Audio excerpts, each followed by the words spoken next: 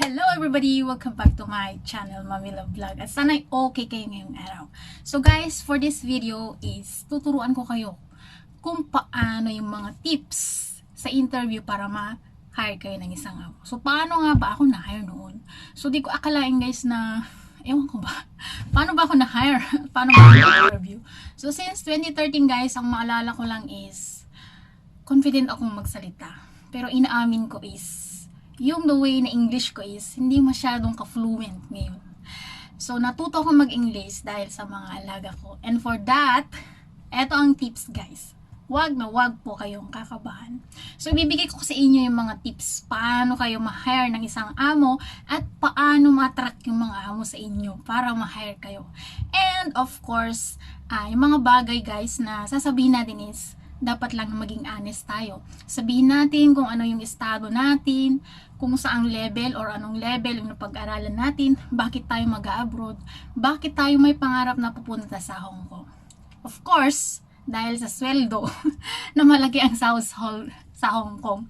And practically, mahirap ang buhay sa Pilipinas. Okay, so hindi ko na patatagalin. Ito yung mga tips kung paano kayo ma-hire ng isang employer kung kayo po ay nag-a-apply bilang domestic helper dito sa Hong Kong. So, ito po yung mga tips. So, unang-una is kailangan shake hands dun sa employer.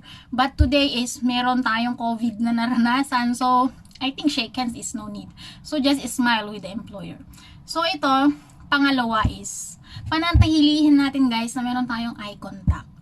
And yes, eye contact kasi is ito yung sinyales na isa kang confident and meron kang isang potential para humarap sa isang employer. And of course, dapat lang na hindi tayo mahiya dahil nag-a-apply po tayo ng isang trabaho na ito ay domestic helper. So hindi natin maiwasan na kinakabahan tayo dahil first time timer po tayong mag-apply, and then hindi pa natin alam yung mga ideas, yung mga information na kung ano yung mararanasan mo dito sa Hong Kong. Of course, normal lang yan. And number 3 is yung pananamit. Clothes.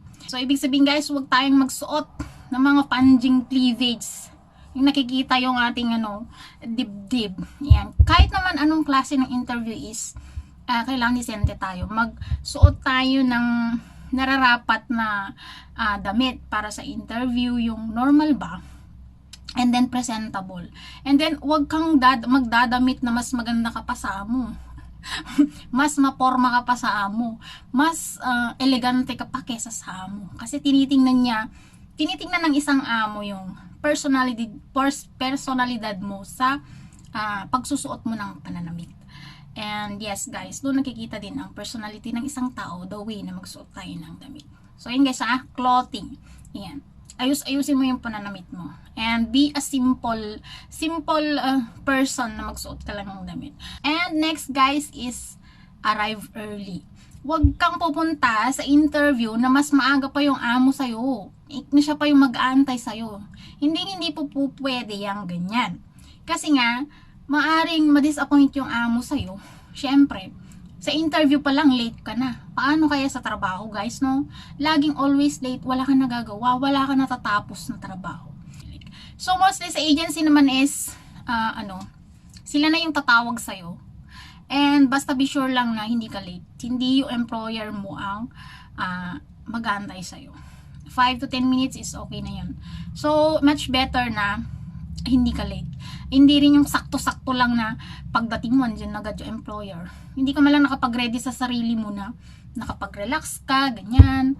At least may allowance time bago dumating yung employer na mag-i-interview sa'yo. Ayan. So may mga bagay naman guys na dapat nga ba nating tanungin kung tayo ay nag-a-apply or habang ini-interview tayo ng mga employer. So yes, pwede po tayong magtanong. So ano-ano nga ba yung mga itatanong natin na maaari nating itanong habang tayo ay ini-interview? So pwede mong tanungin kung ano yung mga araw-araw mong gawain. Yan. So ano yung expected mo na gagawin, or tasks or duties sa bahay ng employer. So pwede po yan. And another thing is, what is the starting salary? Yan. Pwede mong itanong yan kung ano yung starting salary mo, pero as if naman na meron tayong contract at nakapost naman sa mga Googles, makikita natin na malalaman agad-agad natin ang sahod natin. Nag-a-apply pa lang tayo sa mga agency is pinopost na po yung sahod doon. So, kahit na hindi mo na itanong ito is mayroon ka ng idea. So, may mga employers naman na nag-o-offer during the interview ng mas mataas. Ayan, mas mataas na sahod. So, yan guys. And, eto pa, pwede mo pong itanong sa iyong employer or dahil nag-i-interview sa'yo na which day will be the rest day. Ayan, napaka-importante po yung araw ng pahinga. So, mostly is preferred natin ang linggo na pahinga. And because Sunday is, ito yung time natin sa Diyos na magsimba tayo at ito yung karamihan na labas ng mga OFW dito sa Hong Kong. Mostly is, ang kanilang rest days is Sundays. And of course guys, nakaka-board naman na makikita mo talaga yung mga kababayan natin na nagde-day off ng weekdays is wala man lang silang kasama. May nakikita ako sa paligid dyan na nag-iisa siya talaga. So napakalungkot na mag-day off talaga ng weekdays rather than Sundays. Ayan, so pwede nyo pong itanong yan. And then ito pa, what will be the sleeping arrangement? Will I have my own room or will I be sharing with someone else? Pwede mo pong itanong yan. So, may mas preferred po natin na syempre magkaroon tayo ng sarili nating higaan. And ayaw nating naiistorbo sa pahinga kasi nga pagod na tayo maghapon, no? So, mostly guys, itong mga nakakapag-share ng room is, ito yung mga employer po na wala po silang espasyo. Hindi po spacious yung kanilang bahay. That's why they share a room with the helper.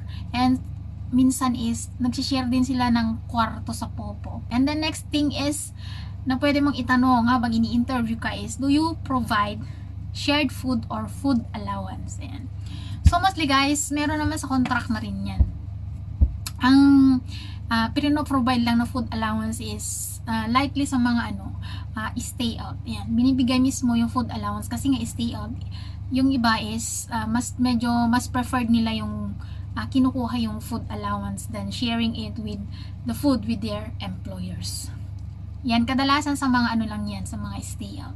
And then, after the interview, ano naman yung gagawin mo guys? Yan, pagkatapos na ng interview, na pauwi na kayo. Okay, or nasa bahay ka na. Ayan. Kung ibinigay sa inyo yung CP number ng employer is, pwede mo siyang i-text. Ayan. Help them remember you. Or pwede mo siyang i-text at sabihin na like, Dear Mr. and Miss. Ayan. Yung sabihin mo yung employer niya at yung pangalan mo banggitin mo. Ayan, mag-thank you ka. Thank you for the interview today. It was so good to meet you. Please get in touch if you have any more questions. Yan. Okay, so yan. Yan guys yung mga yung mga special tips ayan na shinare ko sa inyo bilang isang kung gusto niyo pong mag-apply dito sa Hong Kong. Sana'y nakadagdag ng idea na naman ang video na ito sa inyo. Kung may mga katanungan po kayo, pwede po kayong mag-comment sa aking comment section dito sa baba. At sasagutin ko po sa abot ng aking makakaya. And salamat po sa manonood, salamat po sa mga nanood na naman ng aking video. Give me a thumbs up, comment in my comment section below. Subscribe nyo na rin ako. At salamat ulit sa araw na ito. And thank you and God bless. And see you sa mga mag-a-abroad at mag-a-apply dito sa Hong Kong. Yan. Bye-bye!